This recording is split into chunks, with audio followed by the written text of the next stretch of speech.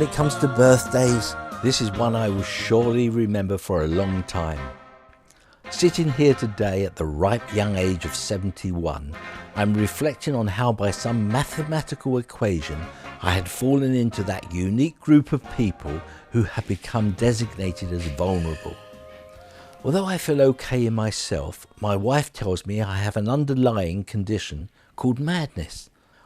I've learnt to live with it all these years, and providing it doesn't drive me to sanity, then I figure I'll be all right, unlike the rest of the nation at this present time. Yes, it's all gloom these days. Everything you read and everywhere you look, page after page of doom and gloom. How on earth did things change so quickly, when only last week we lived in the fast lane, social gatherings, unrestricted travel, and everywhere open for business?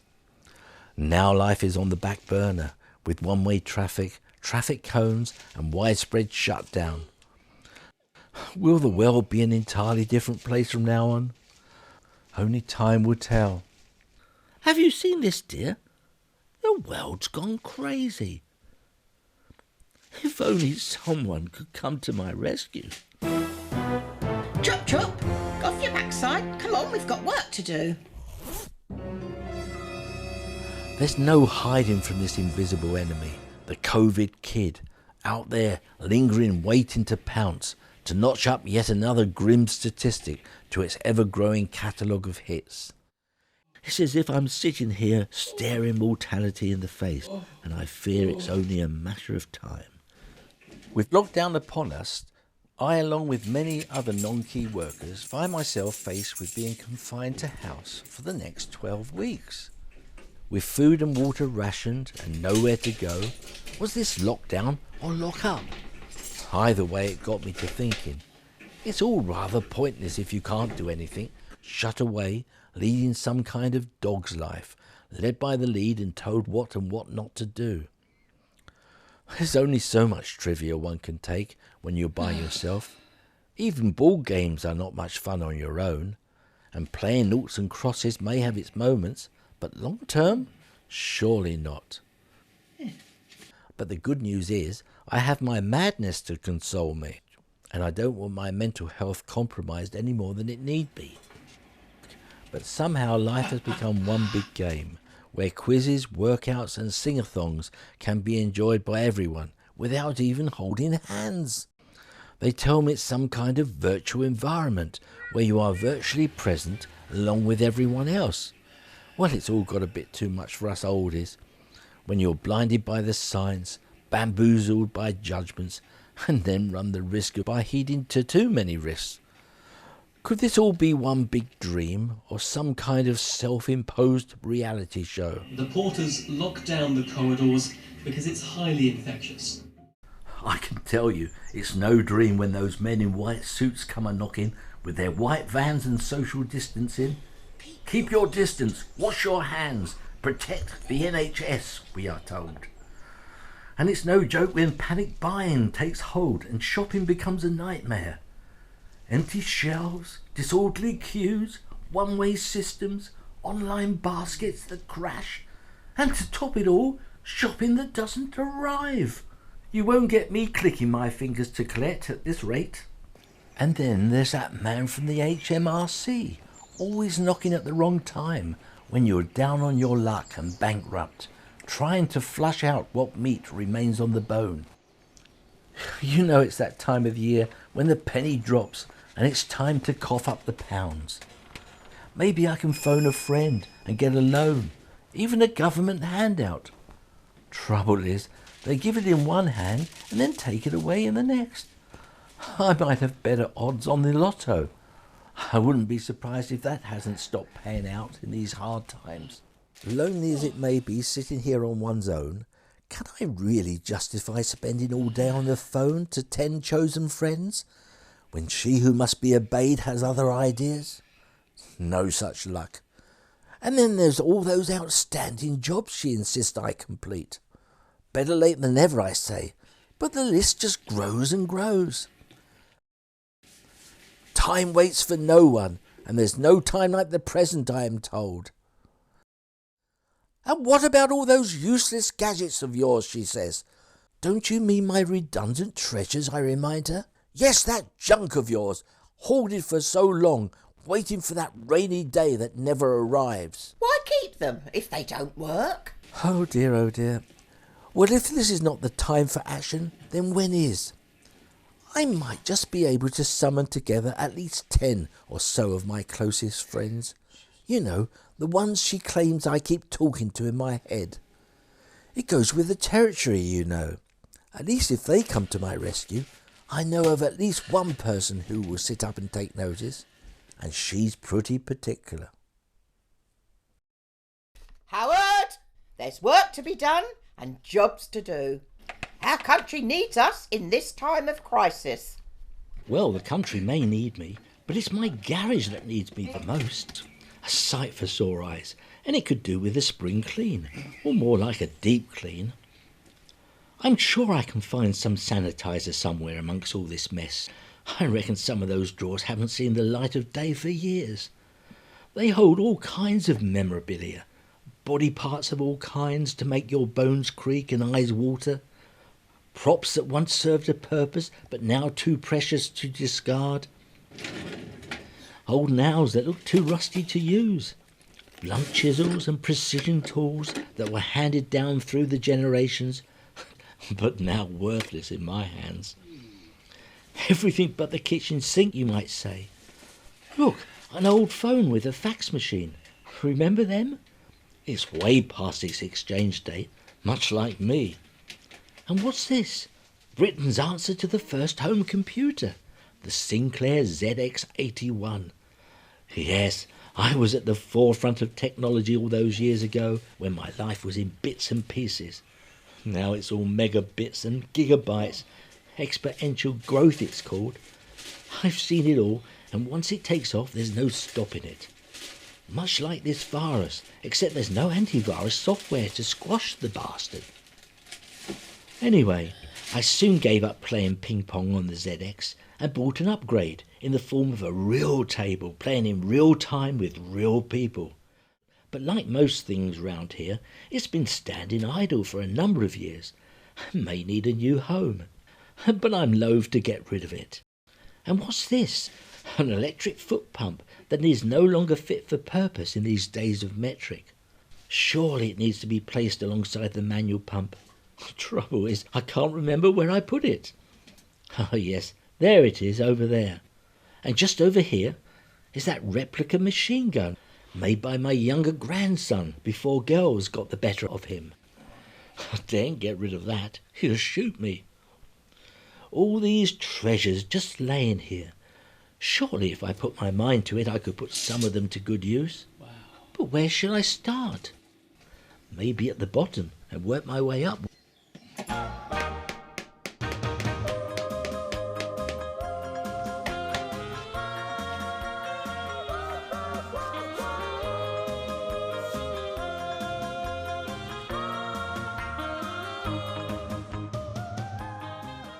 Well, at long last, I'm going up in the world. I've often thought I get myself into a mezzanine far too often, and today is no exception. I'm in search of that elusive bit of wood that I've been storing for over 2 decades, but now needs to come out of hiding and see the light of day, woodworm or no woodworm. I need a right plank for the right job, and I think I've got it right here.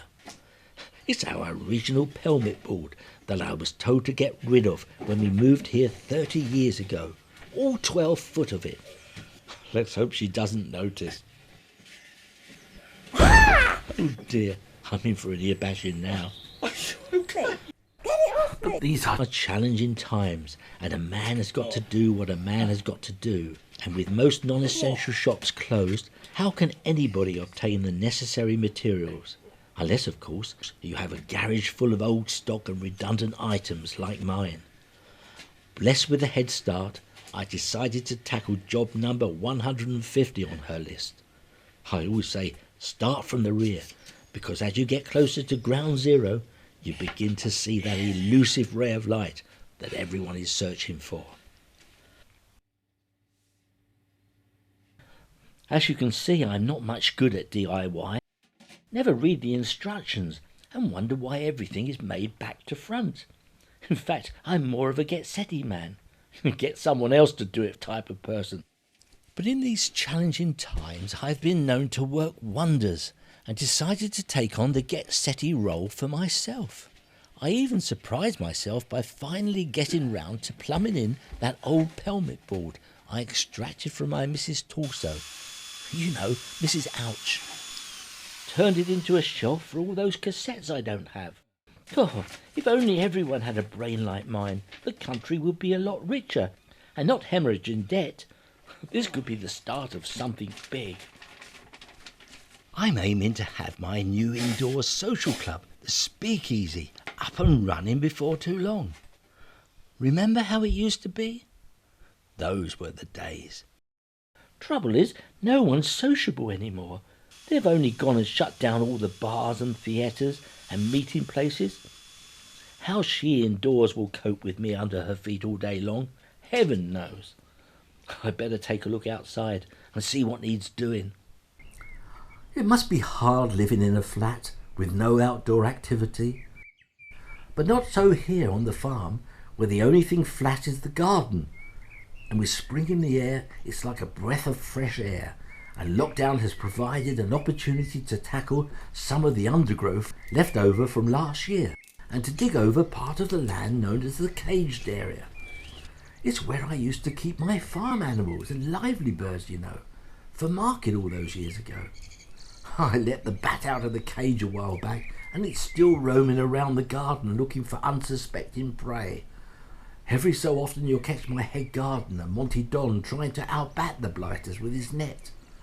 But they're way too fast. I tell him that there's no need to test his eyesight, as they're striking unpredictable ways. He's my main man, so I stand by him. Watch out for those droplets, I say, as the blighters swoop over the pond. It's good to plan ahead and prepare the ground by removing all the old runners and make ready for the planting this year. If only we had paid heed to the warnings from that dry run a couple of years back, we would have been better prepared for an epidemic rather than a pandemic of beans. So many seeds. I wouldn't be surprised if these were not sown today. They'd be ready for planting out in a few weeks' time. I'll have to ask Monty what he thinks before I do anything rash. Maybe I'm on a runner and running ahead of myself, I say. So don't you go out to Maggie's farm no more. Yeah, you better scrub your hands like they made you scrub the floor. Don't bring those cracked lips round here, Ramona. Don't share a beer, especially a Corona. Honey, I know that you feel so all alone, but everybody must stay home.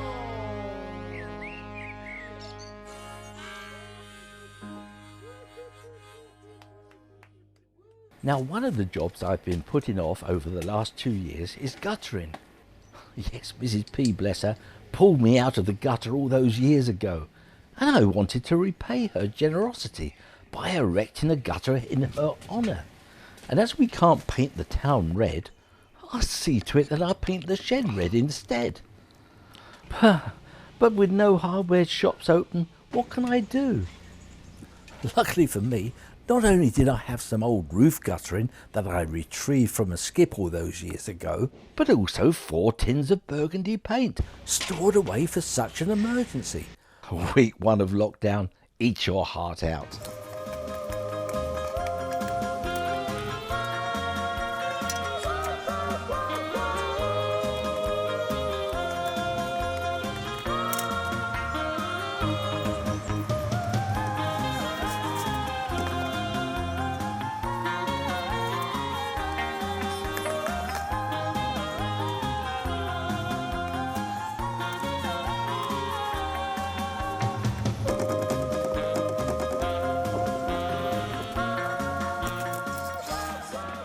Now, what puzzles me is that I've been staring at this here water butt for some time, wondering how come there is very little water inside. Beats me. There must be some kind of explanation, but I'm not good at rationalising and often imagine I can see things creeping up on me. I'm told it's a reflection of my affliction, and I shouldn't worry. However, she inside has better ideas and decided to give me a cold shower to rinse away the cobwebs. I wouldn't want them to get under my hair, reaping havoc, would I now? After all, they say that good hygiene is the best means of warding off these little buggers and for getting us all back to work. Anyway, I finally solved my conundrum. Well, it all makes sense now. After all, what's the use of a gutter without a downpipe? Luckily, I had some offcuts back in the yard, and after checking that it was not past its sell-by date, I put my plan into action. And hey presto, a butt fit for a lady. She'll make a fine statue of a person. This lady's not for toppling. With school on the back burner, it's time for little Jimmy Riddle to take a step forward into the big wide world and be home-taught by his mum, Hurty-Gurty. If truth be known, he would rather be put on detention or go on a course of self-destruction than be taught the 3 T's when he's already struggling with the new traffic light system. How do you find him, Mrs. P? He's still at the inquisitive stage and can't understand why he can't go outside to test if the lights are working, when all testing has stopped for the time being. What's the point, he says, in moving 1 step forward and then taking 2 steps back? Well, I suppose that's what schools are all about, he tells himself. Learning that life moves backwards and forwards in vicious circles, and he's just at the start of the ladder. Don't worry, Jimmy. There'll be plenty of bumps along the way and plenty of snakes hissing for your scalp. Rest assured, my lad, there'll be muddier times ahead, especially when you face those mutant algorithms. Only another 38 steps to tread. Talking of mud, as I was, it's early April and it's mulching time down at the farm.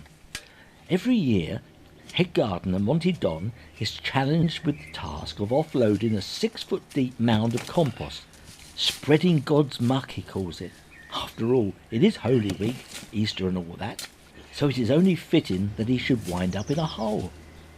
It's the same every year, forever digging himself out of a bottomless pit, hoping one day to flatten the curve of manure at his feet, while still looking over his shoulder for that invisible enemy. You may well ask, what happens to all that muck? Well, it goes to promote new growth, those green shoots that we are all hoping to see. No one more so than young Elvis, who we see lovingly tendering his crop, always grateful to Monty for bringing him a new supply of homegrown manure, especially after the last consignment from overseas was rejected on health grounds. As you can see, Elvis cannot contain his excitement and is all shook up with emotion as he hints at the grand expectations of the yield to come. Good on you, Elvis. But in these days of lockdown, we all need an exit strategy, although Monty continues to shovel day and night, hoping to witness that light at the end of the tunnel. It may be back-breaking work, but the more effort you put in, the more chance of making light work. And there you are. What can I say? I reckon it's time for some light refreshment, don't you? Well, every once in a while, us workers and shirkers need to take a break. Our times are quiet, not a sound to be heard except for the chirping of the birds. The dawn chorus has never sounded sweeter.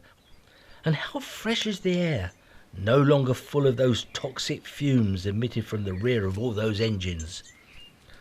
But what's more, how pleasant it is to be sitting here, accompanied by my lifelong companion, Mrs. P.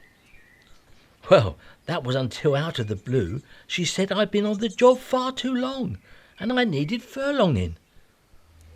Don't you mean furloughing? I said. No, she said. I want you at least 220 yards away from me. Well, I didn't see that coming. I think I'm in need of a stiffer drink. I remember the days when I had my own vineyard on the estate. Still got the odd bottle up there on the shelf. 2003. Red grape, good year. Drunk myself silly with it. But who cares? That's life. Or as it was. I can't get a good red now unless you queue for it. And then it's on restricted supply. Can't even drown one's sorrows in a good Merlot these days. And as for all my old vintage stock, this is all that's left of it. And what's left has turned to sherry. Oh, looks like everything's going down the drain these days. Should have drunk it when the going was good all those years ago. But I'm not one to be beaten, for out there in the wilderness lurk some of my old wine storage barrels. Redundant but not discarded. Sounds vaguely familiar to me. There's always a purpose in my logic. That's why when I put two and two together, I always come up with an idea. I remembered that large plank of timber I found floating down the river. Remember those days? River cruises, the days of wine and roses? Well, Monty certainly does. The scent still lingers, but I wonder for how long. So by putting two and two together, I finally did come up with three. That's right, an old plank, a brazen of barrels, and a good wine. Makes for a fine bench to relax on. Well, if we can't linger or sit on the beach, where else can we relax? Phew, I'd drink to that. Let's go and see what Monty's up to.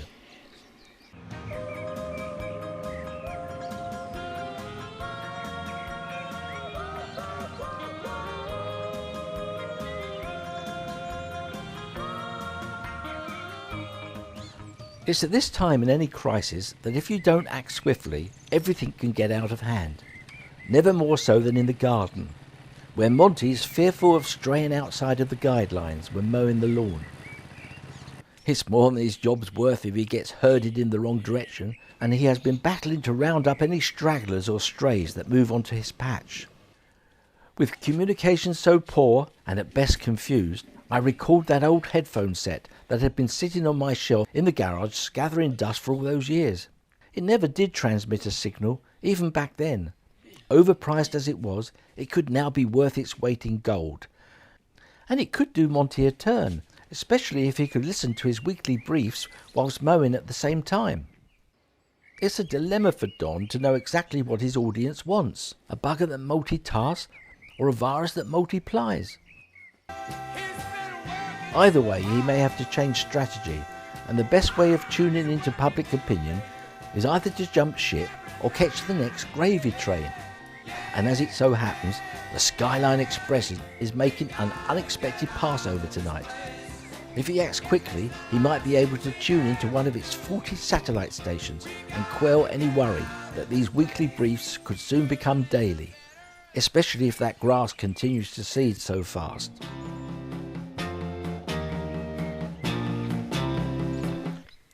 Why is it that every country barring us are besotted with disinfecting everything that moves?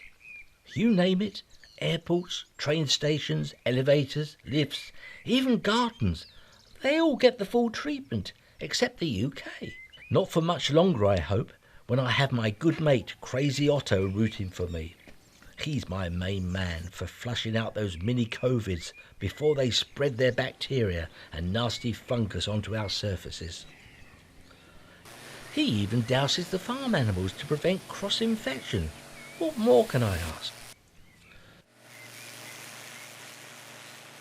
Being a housebound refugee, Otto has become very domesticated, changing the pool cover regularly, folding and doing presses, backwards and forwards, and up and down, always taking a firm hand to iron out any problems. Not bad, eh? What's more, he's a real stickler for deep cleaning, spending hours hoovering and mopping up the debris whilst checking for leaks that may have spun out of control. He's even offered to share his recently caught supper of mice or hedgehog pie with us. That's what friends are for. It's just a pity I don't see any of them at the moment. It's what they call being at arm's length. As you can see, sometimes he gets carried away with himself and loses control. Gets himself into a twirl and a right pickle. He's not as crazy as he seems, and even reminds me a little of myself. I suppose everyone has a crazy Otto in them somewhere. Well done, Otto. You can hang up your boots and go back to your hole in the wall. But Otto has other ideas and attempted to get the ferry back home. But like most companies, Brittany Boatyard was closed and he had to resort to walking. It's a long march for somebody in his boots, but he's no April Fool. Fortunately, he was repatriated by air to his homeland courtesy of the national carrier before all its fleet was grounded and then bailed out. Let's hope he took his parachute and can return safely to us next year. I turned up at the local tip the other day, only to be turned away by a government decree. Unsafe to handle rubbish of any kind until further notice? What rubbish! I've been handling it all my life, and now with everyone busy spring cleaning, where on earth can we dump it?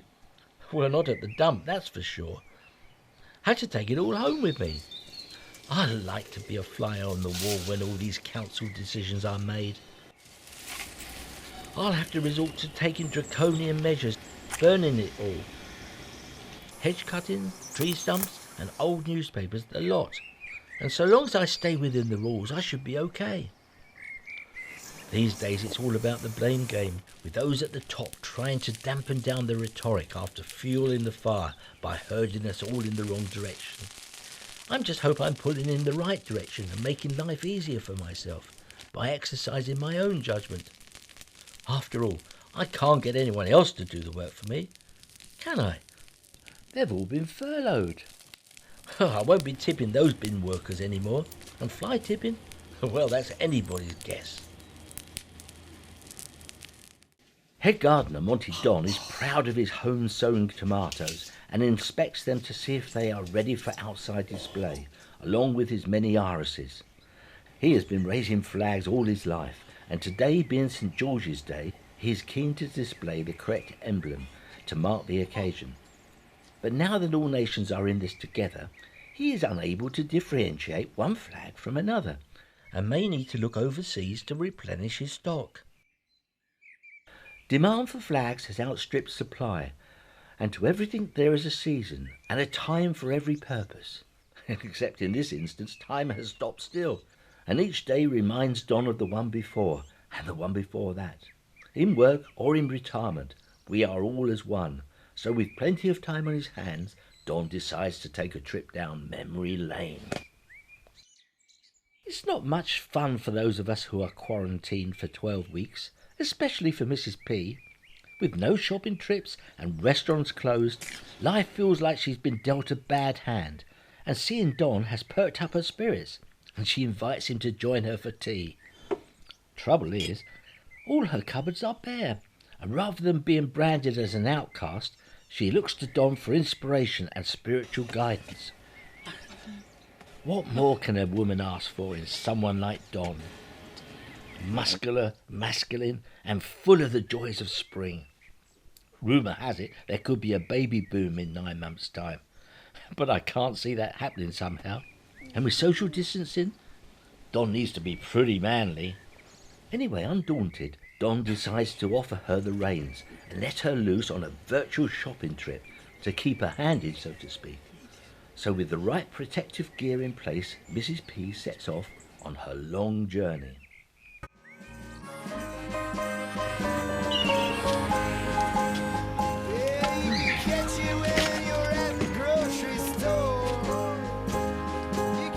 It off the handle of a door. You can catch it from a friend who's dropping by. You can catch it like a baseball from the sky. Honey, I know that you feel so all alone, but everybody must stay home. The local market garden was full of surprises. The staff there were helpful and looked vaguely familiar. Old man Bo, the farmyard butcher, may have an axe to grind, but was unable to pass off a young hen to an old bird like mine. Rumour has it he's got too many birds on the run. He may have a spring in his step, but if he's not careful, it could lead to a winter of discontent. They tell me it's a family concern, run by the Brothers Grimm, but today of all days is much too early in the year to bring produce to market. But that did not deter our mystery shopper from grabbing all she could get to the shouts of "Rhubarb, rhubarb" from the backbench winos. Now, Mrs. P is very particular and always had a penchant for those fat, juicy plum toms, and Fat Elvis is no exception. Trouble is, he's put on more weight than she can remember and could be classified as vulnerable. He believes that growing tomatoes will ward off any diabetes in the family. Another myth, if you ask me, just like the cloves and garlic. All this misinformation and fake news is beginning to spread as fast as the virus itself. Even bleach can be medicinal if ingested, says some twit tweeting from overseas, suggesting it could be the trump card in eradicating this disease. Old wives' tales, if you ask me, but who better to put the theory into practice than my Mrs. P? Simple Simon is keeping things simple and demonstrating how to wash your hands in dirty water. He doesn't pull no punches when it comes to cleanliness and washes each spud individually while singing "Humpty Dumpty sat on a store, Humpty Dumpty had a great fall." That's enough, Simon. Your 20 seconds are up. Those potatoes look appetising, Simon. You couldn't bag me a bunch, says our mystery shopper, who was so impressed that he pulled out a bunch freshly cleaned. There you are, madam. COVID secure. Enjoy. Let's leave Mrs. P for a moment to enjoy her moment of nostalgia. I went to see my local doc the other day. Found myself in her waiting room all by myself, although somehow I could sense I was not altogether alone. Anyway, Dr. Prosecco, or Coquette, if you're on first name terms, is a bit of a clown if you ask me. Next patient, please. Models herself on her uncle Coco, who is also a bit of a buffoon and seldom taken seriously. However, Dr. Death is on hand in case matters do get serious. Oh, good afternoon, and how are you? Where have all the patients gone, I asked. Well, not to A&E, that's for sure, implies the doc. I'd better check you over. Open your mouth. Wider. Say ah. Ah. Lower. That's better.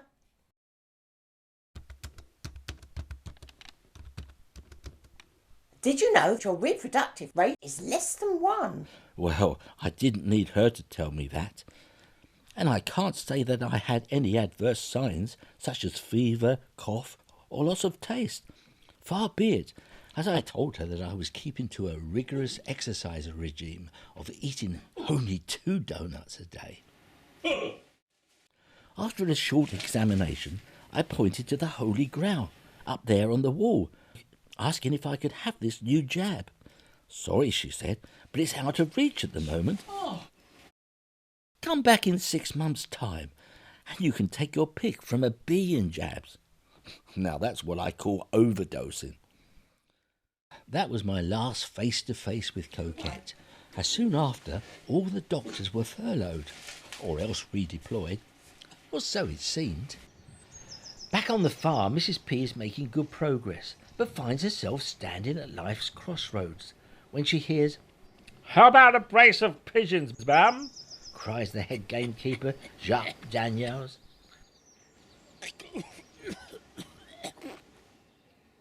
They've been strung out to dry far too long, and in need of a good home to coo off. Undaunted, Mrs. P takes the bait and points him in the direction of the Hague, where he is anxious to kick the 2-metre rule and do away with our imperial measurements. However, Mrs. P has her foot firmly on the ground and will not budge, knowing full well that by the end of the year he will be seen off with his towel between his legs. Meanwhile, old man Bowl can't wait to start easing himself back into business, as he would prefer to fleece his customers rather than be manicuring his nails all day. He may be easy going, but he knows he has a score to settle with that Hancock bloke, and needs to level up to him before the day is out. As Mrs. P negotiates her way round the one-way system, she is confronted by an anxious-looking Monty Don, who has let his Great Dane Bonzo off the lead, and is now missing, presumed AWOL. He's beside himself with worry, and knows full well that he will come in for a lot of stick back in the common room, where he will be hounded left, right and centre by his brothers in arms. As for Bonzo, well, he's in hiding, feeling sorry for himself and hoping for some handouts or scraps from passing strangers. On seeing Mrs. P, he begs for a bone, or maybe a caring hand to take him under her wing. Unfortunately for Bonzo, all bones have been grounded down into bone meal to support the pop-up soup kitchens we see on every corner. Word on the street is that a new kennel will shortly become available to call his home. Let's hope he won't be leading a dog's life for much longer and can be reunited with his master. Olympic athlete Tai Pong comes from a long dynasty of Thais and is busy warming up for this year's Japanese Olympics in Tokyo. No one's told him yet that this year's games have been called off, but undeterred he bats on, twisting and turning at lightning speed, so much so that only he and his twin brother Ping can see the ball being played.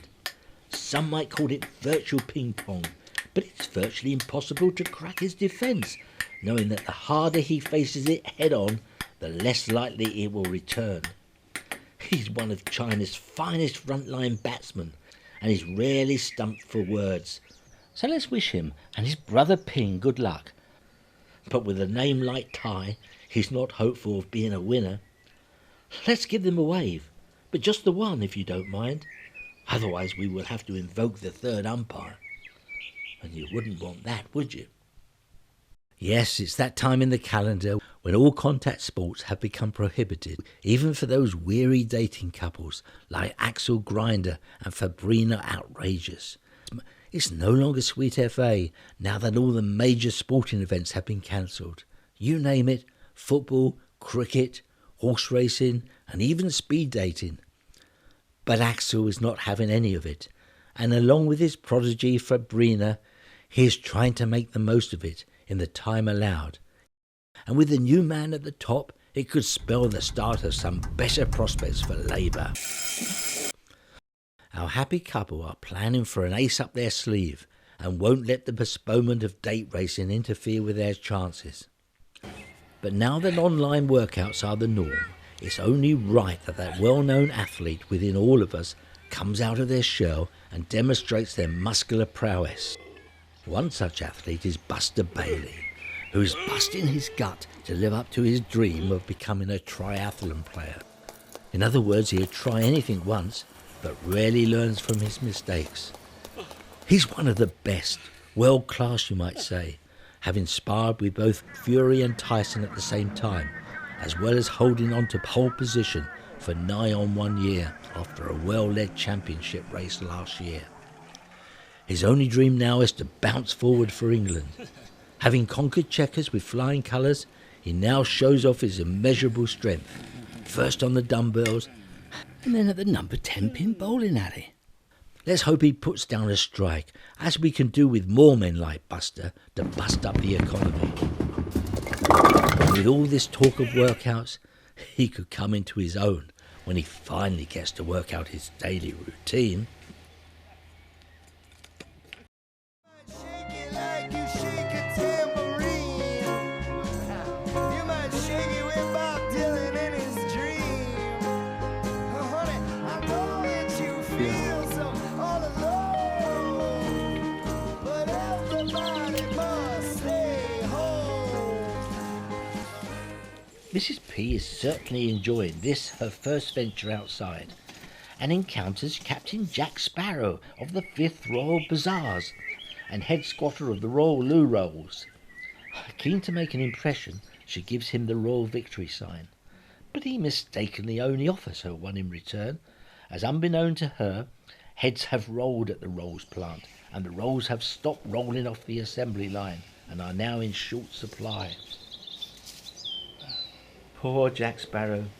He's had more brushes with the law than hot dinners, and is beginning to regret what he had for supper last night. It's been a long haul for Mrs. P, and with Journey's End close at hand, she stops for a pink gin. That's right, Mrs. P. Take the gin flavour hand wash. It won't do you any harm, providing you don't inhale.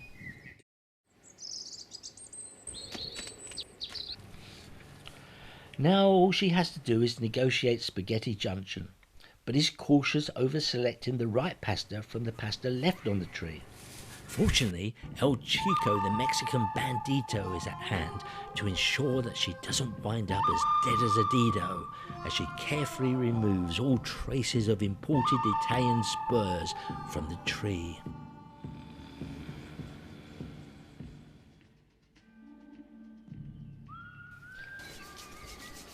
Percy Allwright, on the other hand, has been rubbing dirt in his face all week in an attempt to stay unclean and beat the world record previously held by Dirty Harry. He's given away as many soaps as he can, on the understanding that soaps will return to our homes as a form of entertainment in the near future.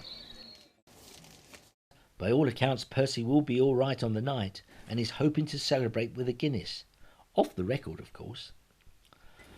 At long last, Mrs. P makes her way to the checkout, passing Captain Tom on his final lap into the history books with a bounty of £30 million on his head.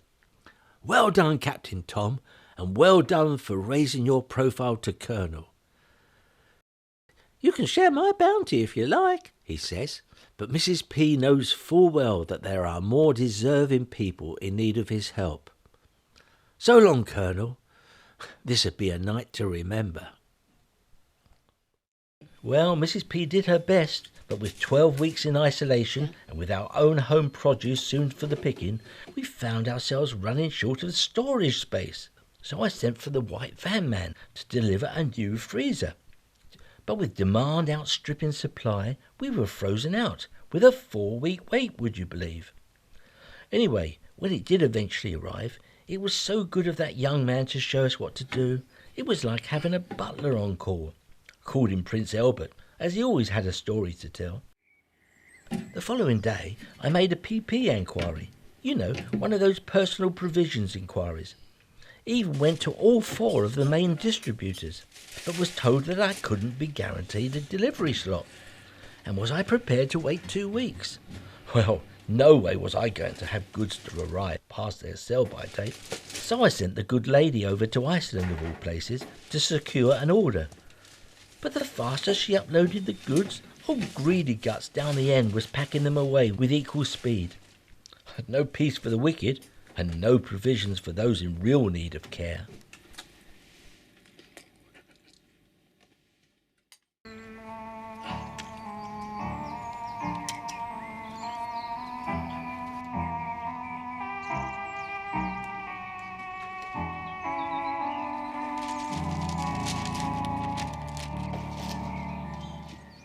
What's that saying about closing the stable door after the horse has bolted? Well, that happened to me when I decided to slip under the radar and follow my uncle to his Greek mountain villa after his fictional account of a so-called pandemic had not been taken seriously. I needed to get the record straight. Never thought of the consequences, as I know it's one rule for me, good riddance to everyone else. Those French gendarmes were less than pleased and gave me a bit of stick before heckling me back home. Had me sights set at stopping off on the way home, but all I got to see was Dover and its castle. Never did plead guilty though, but I'm pleased to report that the matter is now closed. One of those government chaps came on the TV the other day.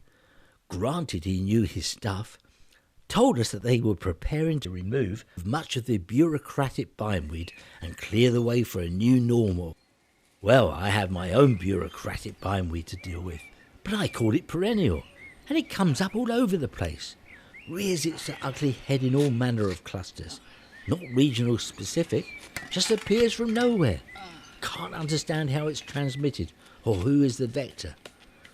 I'd like to get my hands on him, whoever he is, and teach him a thing or two, but I might catch something in the process. So I say to that chappie, if you can't see the wool from the cloth, methinks you need your eyes tested. Either that, or take the sack and be off with you.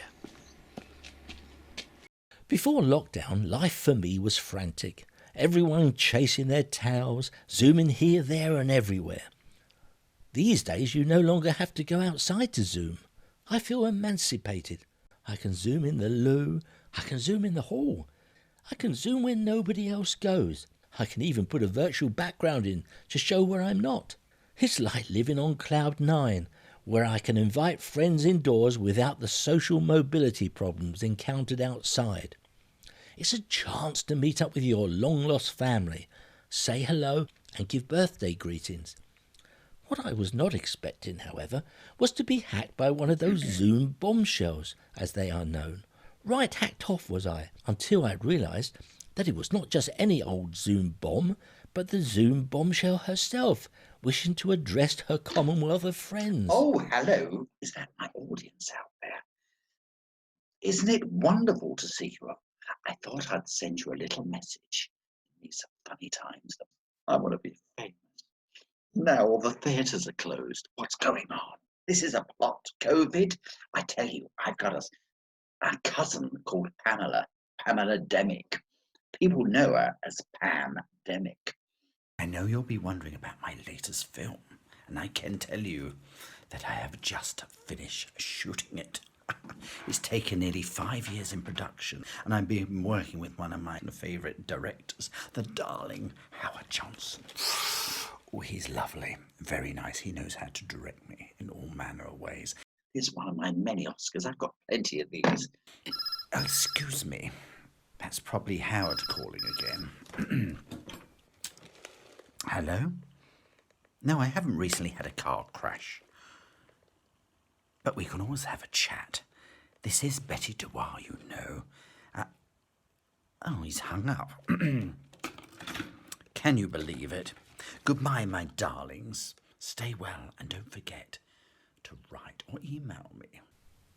Not much fun staying indoors, if you ask me, whatever time of day it is, Zoom or no Zoom.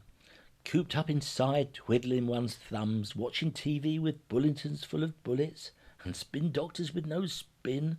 Are we really missing anything? Reminds me of that well-known poem, Missing, by the People's Poet Laureate, Rasta Mac Paddywhack.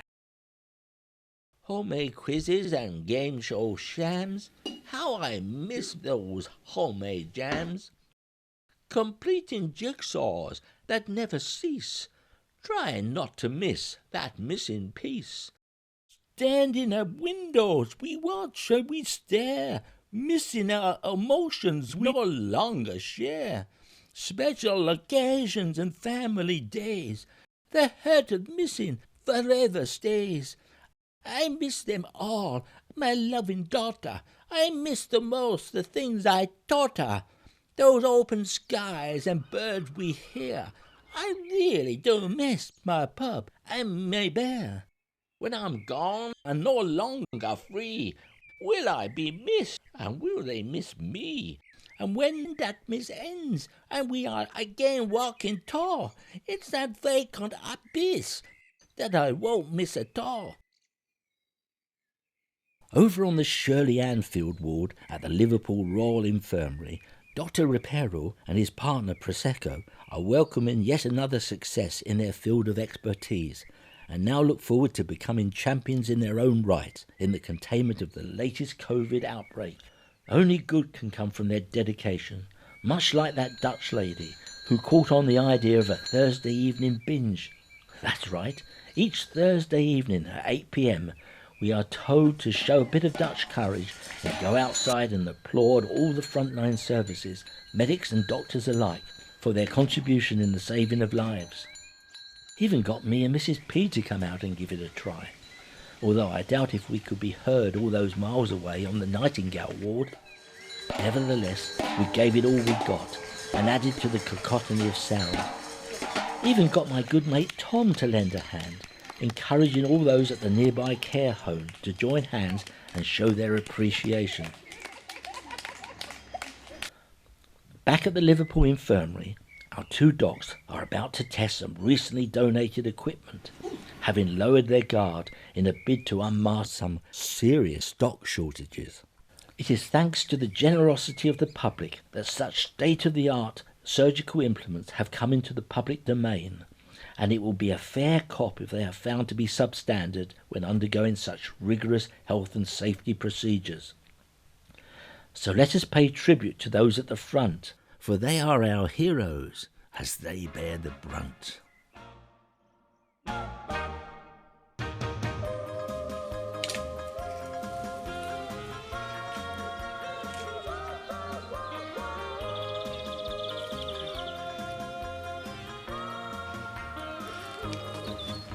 It's at times like these that commentators are drawn to the analogy between today's events and war-torn Britain. And with VE Day just around the corner, it is an easy analogy to make. Food shortages, long queues and rationing are but a few. Monty Don in his wisdom has gallantly taken up the cause of bartering by exchanging some of his freshly dug doodle spuds for bamboo lances, ready for action on the front line. He knows that fighting for King Edward and country is like digging the trenches to the sounds of Maria Pipers.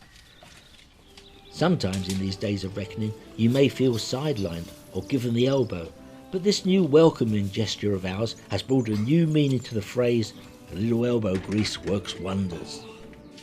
Nevertheless, he treads with caution, knowing that the COVID kid is still out there and could strike at any moment. Already a number of his frontline officers from the Home Guard have succumbed to a respiratory attack and are currently being treated in isolation. He wishes them well and asks everyone to stay safe, even if this means finding your own bunker to hibernate in this summer.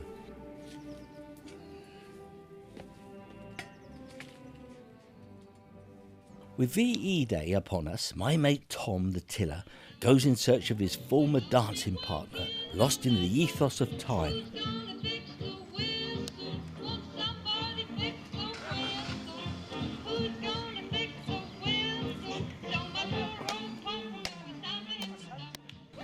By any stretch of his imagination, it has been a long and winding road to have come so far unscathed through this crisis, and his hopes are raised when at long last he is reunited with his former partner from that famous boys' troupe of yesteryear, the Tiller Boys. Get your leg up, Tom. There's a lot more to give yet.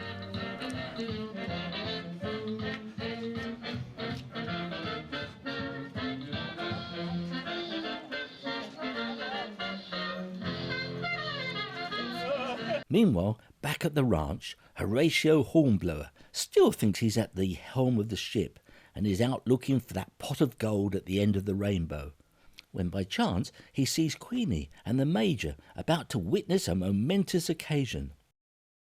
Do you think you are kidding, Mr. Hitler, if you think we're on the run? We are the boys who will stop your little game. We are the boys who will make you think again. 'Cause who do you think you are kidding, Mr. Hitler, if you think old England's done? No, this is not the signing of the Brexit Treaty, but a chance to commemorate VE Day. It's hard to believe that 75 years ago the world witnessed a peace that took 6 years to reach. This year's battle may be barely 6 months old, but we can only hope it won't take another 6 years to defeat. And adding caution to the wind, our valiant colonel and his Queenie have decided to put everything in order, as this could be their final hour. You know when things are getting serious, when the weekly briefings turn daily, and Joe Public are invited to pose their questions. Today's briefing was out in the open, as news spread that there was less contamination. You can always rely on head gardener Monty Don to brush things under the carpet when things get tough. Today he can be seen deep cleaning the arena as he salutes the reigning monarch. Mind you, Queen Bee has already flown the nest, moving to Windsor where the rich pollen is, they tell me. It's a good job that the few workers of us that remain can at least run the country to the ground. Hang on a moment, there's the BBC's Laura, always first in the queue, never wanting to miss a good story. But who's this that they've roped in to address the nation today? Why, he's pretty particular at the dispatch box, deputising for the two Dominic brothers, comings and goings. Although, to be honest, I don't know who's coming and who's going, but at least Pretty won't be bullied into submission by the media. And who's this? Why, it's Fat Elvis. I think he's taken a shine to Laura. But before he gets a chance to introduce himself, he finds himself in the public domain. He's keen to know if there will be a market for his tomatoes when they ripen, but the minister was in denial. Why all this talk about sage when I can't get the onions to go with it? Oh, very witty, Mr. Elvis. Unlike our mad professor, who is not at all witty and prefers to self-isolate at the back with his stats and charts. With so many questions and not enough answers, poor little Jimmy Riddle can't get a question in edgeways. Come on, Minister, let him have his say. It's over to you, Laura, to liven up the debate. Even Elvis thinks she's a gem and tunes into her weekly podcast, Peapod Hour, whenever he's not on tour. Her Peapod show may be easy listening, but these days, like many fellow entertainers, he finds himself grounded for good. Not one for mincing her words, Laura is quick off the mark and wants to know where she can get her favourite makeup now that all the salons have closed. A very interesting and relevant question, says the minister, and one that the panel will have to seek further advice from the WHO, which will of course be published in the fullness of time. Who the heck are they when they're around? Asked Elvis, who doesn't want to be shunned by another generation of misfits. Even Elvis was so impressed that he was about to break into "Tell Laura that I love her," when the mad professor, already infested with antibodies, started to shake all over, scattering them everywhere and making everyone feel uncomfortable and infected. And with no antibodies, there can be no cure. Give way, Professor. Let's be thankful for small mercies. Talking of our kids, young Jimmy Riddle finally got to ask, Miss, when are we going to school? "Well, it's like this, Sonny," and she then showers him with the usual bluster of riddles. No wonder little Jimmy is all of a riddle. Meanwhile, our mad professor may not be witty, but he keeps entertaining us with his slogans to keep us on our toes. No, Professor, I think that was last week's buzzword. You've got to keep up, otherwise we'll be lagging behind like the rest of the country. That's more like it. Stay alert. I wonder what that means. Oh dear, I think little Jimmy is in need of a wee, and all of the public conveniences are closed. How inconvenient. However, Pretty Particular knows of a nearby hole in the ground and points Jimmy in the direction of a bubble and some rising damp. "Just don't be caught short," calls out the minister, "as there'll be a high price to be paid for fly tipping and even more for unzipping your flies." Roll on tomorrow's briefing. I hope it's as brief as today. Off you go, Laura. There's news to be copied. As for Elvis, he's away to sing for his supper. Love me tender, love me sweet, never let me go. You have made my life complete, and I love you so. Love me tender, love me true, all my dreams fulfill. For my darling, I love you, and I always will. This Hancock could be losing a lot more than his job if he doesn't watch his step now that old man Bo is back on the warpath. The old boy is anxious to get his pound of flesh after a short respite looking after his son's carcass. Not only is he keen to cut the distance between him and his number 3, he wants to wield an axe to that popular 5 p.m. TV show, Hancock's Half Hour, claiming it's doing his son out of a job. Keep calm, I hear you say. Well, how can we when you're always chasing your town minister? Maybe there's more to this than meets the eye, and it's just a game of catch-up. We'll have to wait and see. Presiding at today's War Cabinet, we see the return of our Commander-in-Chief, Bojo Johnson, or Parker to his friends. Caught with his trousers down, he has now returned in this our darkest hour to a country facing doom and economic catastrophe.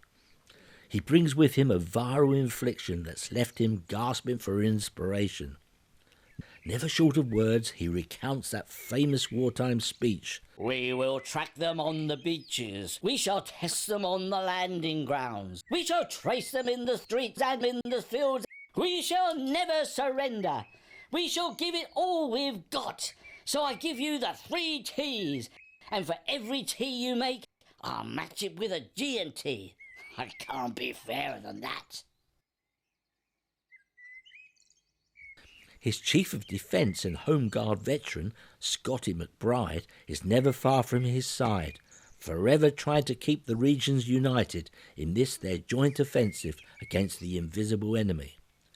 Codenamed COVID-19, it has been known to mutate as SARS, MERS, and now in its extra strong guise known as Corona.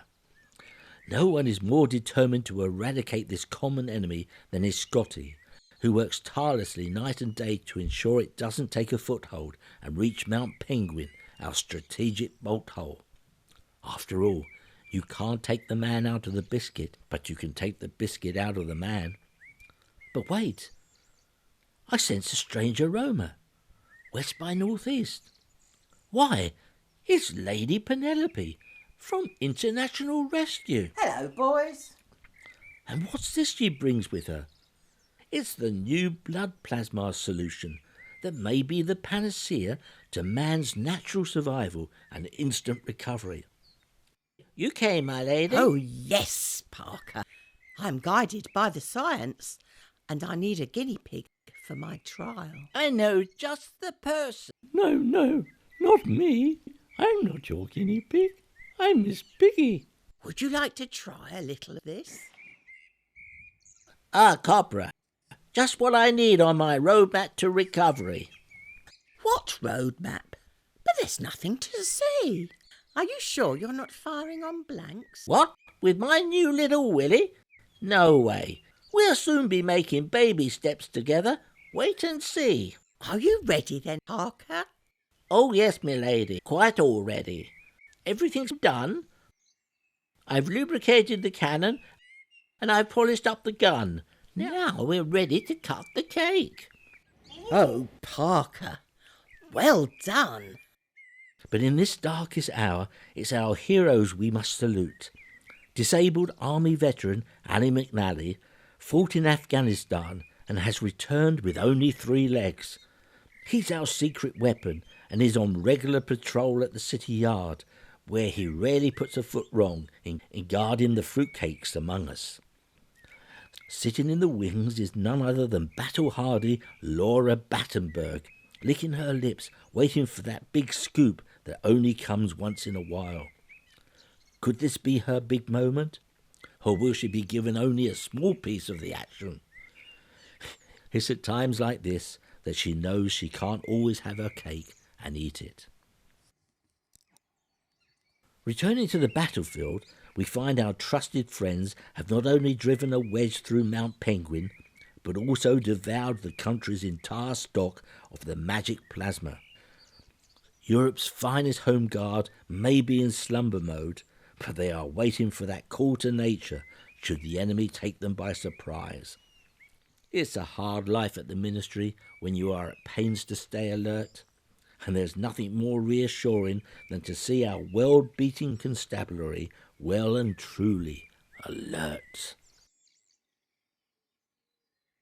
Meanwhile, our Laura has decided that events back at the War Office have turned out to be a load of cobras, and she has decided to meet up with her one and only permitted friend, Dr. Prosecco, to drown her sorrows.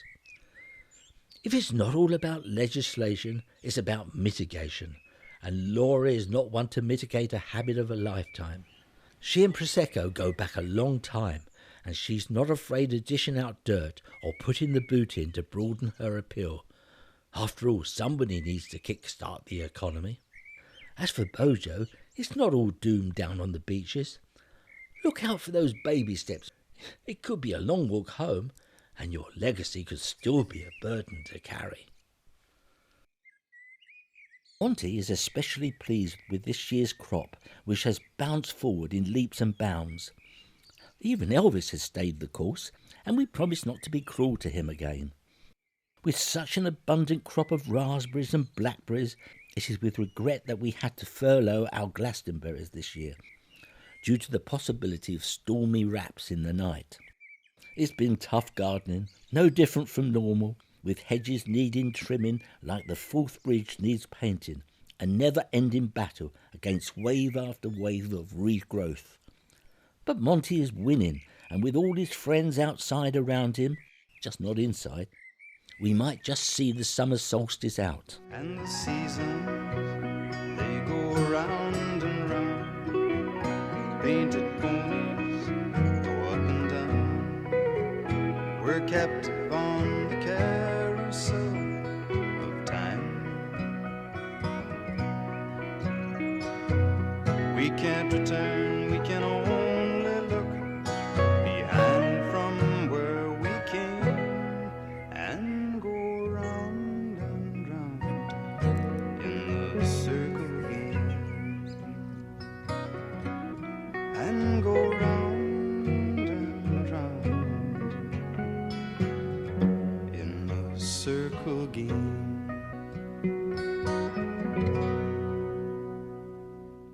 That wife of mine, she believes in keeping me clean and gives me a spray every time I enter my personal quarters.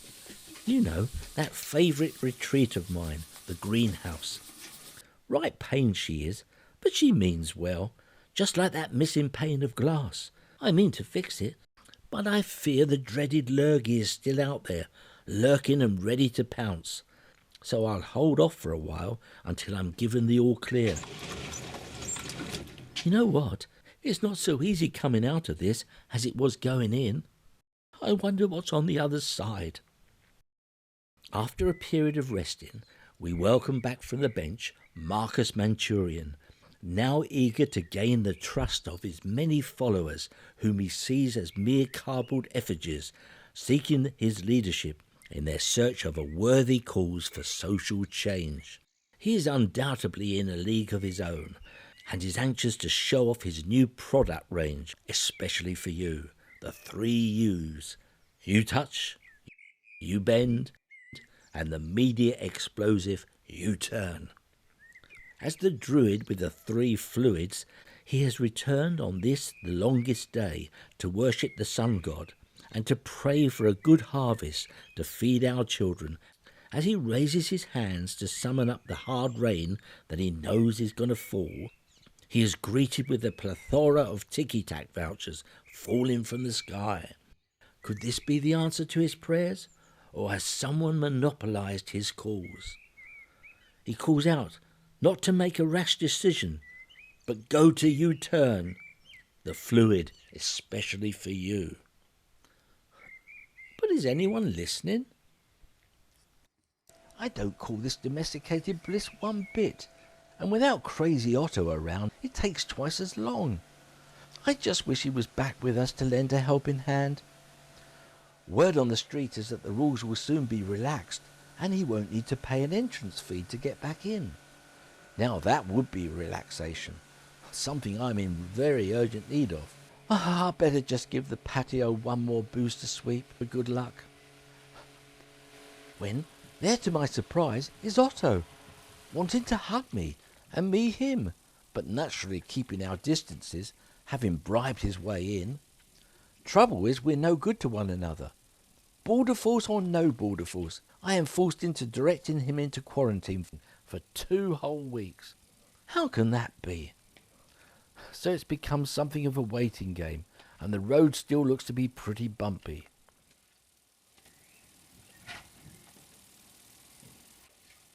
About time they fill those blessed potholes, if you ask me. I'll have to have a word with that chap at the ministry.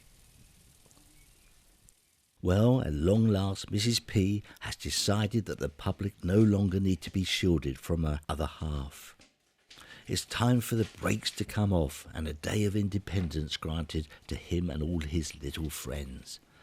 After 50 days of pent-up tension, we see him tiptoeing out into the wide open world, careful not to unleash too much pressure on society as he goes about his daily business.